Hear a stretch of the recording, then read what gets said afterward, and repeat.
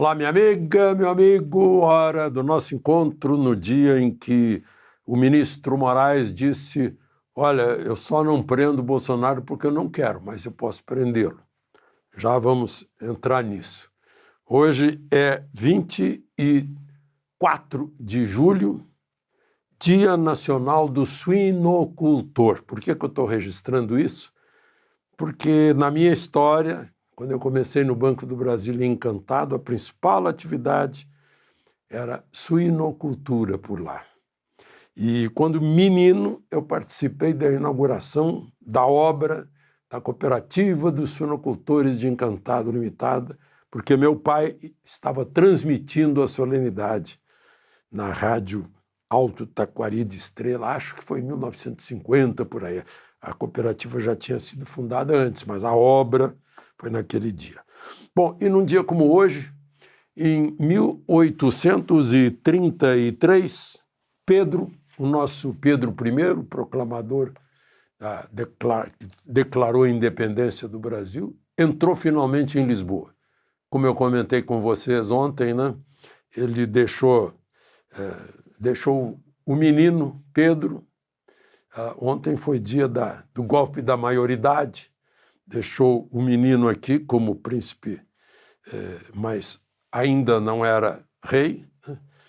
E foi para lá para combater o irmão Miguel, porque a sucessora da coroa de Pedro, porque quando morreu João, Pedro é que virou rei de Portugal, imperador do Brasil é rei de Portugal, né?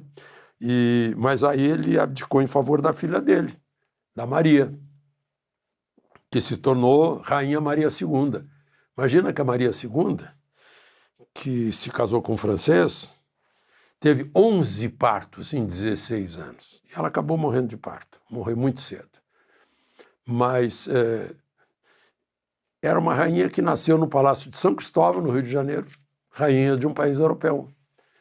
Há um grande teatro nacional, Dona Maria II, a rainha educadora, ou a rainha mãe, a boa mãe, lá em Portugal. Mas, enfim, Pedro entrou em Lisboa e aí venceu a luta contra o irmão dele, Miguel, que fugiu, se exilou na Alemanha. Também num dia como hoje, 24 de julho, em 1839, o Giuseppe Garibaldi, tomou Laguna, conheceu a Anitta. Anitta, como a gente sabe, é diminutivo de Ana, né?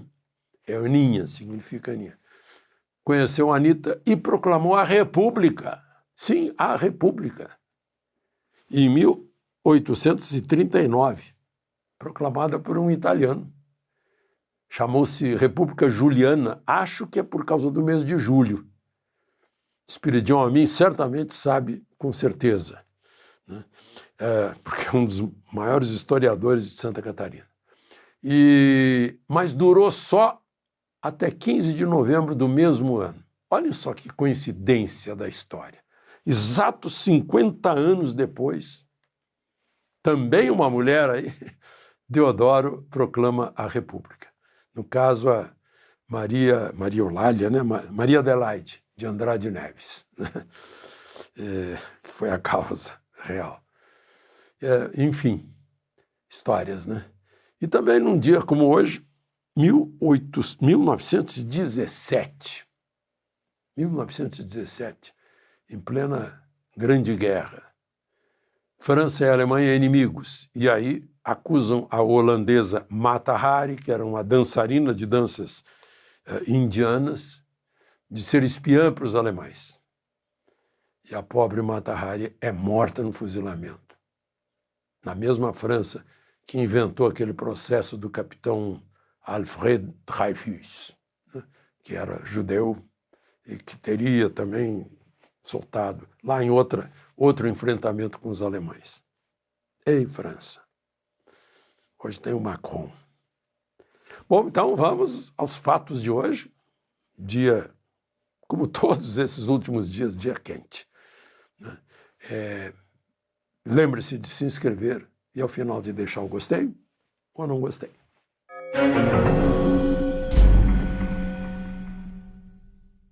Bom, preliminares da história, Bolsonaro foi à Câmara, né, como vocês viram, tinha ido à Câmara, e aí mostrou a tornozeleira, né, o pessoal botou nas redes sociais. E aí vai ser preso, porque ele estava proibido de falar nas redes sociais. Só que ele não falou em rede social, qualquer coisa que ele fale. Hoje ele foi a uma padaria, entrou na padaria, foi lá, pegou o pastel, o caldo de cana e tal, e todo mundo filma. Ele não abriu a boca. Né? Vai entrar a imagem dele em rede social. Não está sob controle dele. Ele não pode ir para a cadeia porque alguém, um fã, um seguidor, olha, Bolsonaro disse viva a Constituição. Ah, ele está se manifestando. Hoje em dia né? A gente diz viva a Constituição, a gente vira manifestante e não cidadão brasileiro. É incrível. Né? Mas, enfim, aí ficou a dúvida. A defesa de Bolsonaro perguntou, enfim, né? Isso tinha sido anteontem, o fato que eu citei da tornozeleira. Perguntou para Moraes, olha, quais são as regras? Está muito incerto, muito subjetivo, muito genérico. Né? E ficou todo mundo esperando. Ontem eu conversei com vocês aqui dizendo, olha, até essa hora não chegou nenhuma decisão de Moraes sobre a consulta, sobre a manifestação, porque ele, inclusive, tomou a iniciativa de pedir satisfações para Bolsonaro. Por que ele fez isso? Aí hoje ele respondeu, ele repetiu todas as medidas cautelares e o essencial está na última página. São 7 páginas. Está aqui a 7ª página, datada de hoje, saiu há pouco. Efetivamente, não há dúvidas de que houve descumprimento da medida cautelar imposta, uma vez que as redes sociais do investigado Eduardo foram utilizadas a favor de Jair. O Eduardo postou as coisas do pai dele, lá nos Estados Unidos. Entretanto, aí deve ter pesado todas as críticas, editorial de O Globo, gente, né? Fala de juristas por toda parte, o voto do ministro Fux, que foi muito esclarecedor em 5 páginas, derrubou um por um dos argumentos de Moraes, né? Deve ter deixado, não vou dizer envergonhados, mas constrangidos, aqueles que acompanharam Moraes tentando dar um voto de lógica, de direito à luz do devido processo legal. Devem ter se surpreendido quando viram a aula, né, de Fux, que foi o último a votar. Eles não tiveram oportunidade de se espelhar na aula de Fux, juiz de direito de carreira que passou pela dramática comarca de Duque de Caxias, na Baixada Fluminense, né, que deixou a lição. Mas, enfim, talvez considerando tudo isso, manifestações pelo país inteiro, né, que parecia, puxa, Moraes pisou na bola, né, como se diz na gíria. Aí ele disse, entretanto, por se tratar de irregularidade isolada, sem notícias de outros descumprimentos até o momento, bem como das alegações da defesa de Jair Bolsonaro, da ausência de intenção de fazê-lo, tanto quanto vem observando rigorosamente as regras de recolhimento impostas, a ele destaca, dizendo que são palavras da defesa, deixo de converter as medidas cautelares em prisão preventiva. Aquilo que eu disse lá no início como chamada da nossa conversa. Eu posso prendê-lo, mas eu só não prendi porque não quis, porque foi uma vez. No entanto, sirva de lição para ele. Está aqui. No entanto, advertindo o réu, entretanto, que se houver novo descumprimento, a conversão será imediata, em cadeia. Aí, ou seja, ele não volta atrás em nenhum momento, aparentemente, expressamente. Ele confirma que saiu do trilho, não seguiu a cautelar que ele mandou, por isso ele pediu explicações para a defesa, mas olhou em roda, mas dessa vez passa, mas fica divertido que pode ir para a cadeia. Aí, o final. Diante do exposto, nos termos tal, mantenham as medidas cautelares impostas, ou seja, todas aquelas que vocês já sabem, não pode falar com Carlos nem com o Eduardo, não pode fazer declarações nas redes sociais, né? Não pode passar perto de embaixada, não pode conversar com nenhum diplomata estrangeiro. Que mais? O horário de...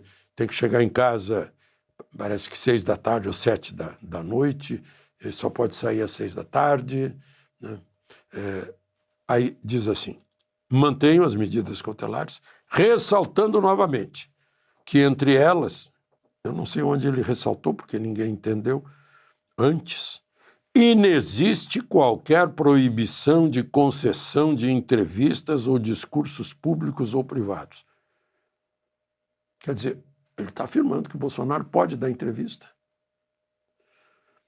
pode fazer discurso, público ou privado. Discurso privado, bom, deve ser em auditório fechado, alguma coisa assim. Mas se ele der entrevista para uma televisão, a televisão tem seu canal nas redes sociais, continua com fumaça, não dá para ver direito. Pelos mesmos fundamentos, rejeita os embargos de declaração opostos por Jair Bolsonaro. Deve ter sido alguma coisa da defesa que queria que ele esclarecesse as coisas. Embargo de declaração é para esclarecesse as restrições. Então ele acha que já cumpriu claramente tudo, só que não. Porque eu continuo na dúvida, eu estava ouvindo agora uma colega jornalista no ar, na televisão, dizendo que também, e agora? Como é que fica as estações de televisão que têm canais nas redes sociais? Como é que fica? Então, tá aí, a defesa continua na dúvida. Continua na dúvida, eu até anotei aqui alguma coisa que a defesa falou. Ele não está proibido, mas como a defesa está dizendo isso. Como é que a gente vai entender essa história? Então é isso, minha gente. Continuamos na mesma, ou aliás, o Bolsonaro e a sua defesa continua, então, para fazer melhor, fazer como fez hoje de manhã, ficou de boca fechada, não fala com ninguém, para evitar. Interessante que essa confusão toda é só por falta de esclarecimento. Vieram até falando da falha de crase. Né? Crase é a união do A com A, da preposição com A com artigo A, que é assinalada por um acento grave. Né? O acento se chama grave, não é crase. Crase é a união de dois, da preposição com artigo. Que pode acontecer, tem crase com E também, né? Eles veem, eles vêm. O verbo vir tem 2 Es aí, tem um acento circunflexo para sinalizar a crase. Só para aproveitar o esclarecimento. E ele cometeu esse engano várias vezes. E saiu lá um mais no lugar de mas, depois foi corrigido. De Brasília, Alexandre Garcia.